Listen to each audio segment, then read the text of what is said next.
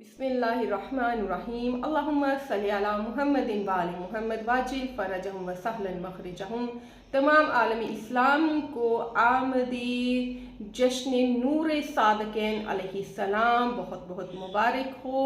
आज उस हस्ती की आमद की शब है कि जो रहमतुल लिल आलमीन है। हम दुआ गो हैं कि परवरदिगार आलम तमाम मोमिन व मोमिनात की मुश्किलात को हल फरमाए इस रहमत आलम के सदक़े में। सामिन मोहतरम, जनाब फ़ातिमा बिनते असद फरमाती हैं कि जब रसूल खुदा की आमद इस दुनिया में हुई तो फ़ातिमा बिनते असद फरमाती हैं कि बीबी आमिना ने मुझे कहा कि मैंने इस नूर की रोशनी से, इस नूर के सबब शाम के कसर देखे हैं, शाम के महल्लात को देखा है। बीबी फ़ातिमा बिनते असद फरमाती हैं कि चारों तरफ मशरक़ व मग़रब में नूर मुस्तफ़ा फैल गया।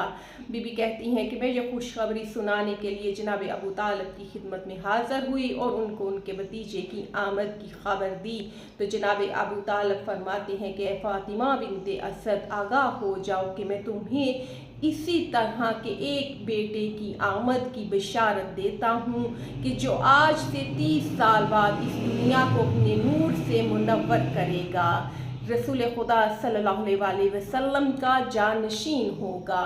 ये खुशखबरी आमद रसूल खुदा के मौके पर जनाब अबू तालिब अपनी ज़ौजाए मोहतरमा को दे रहे हैं कि इनका वसी आएगा 30 साल के बाद।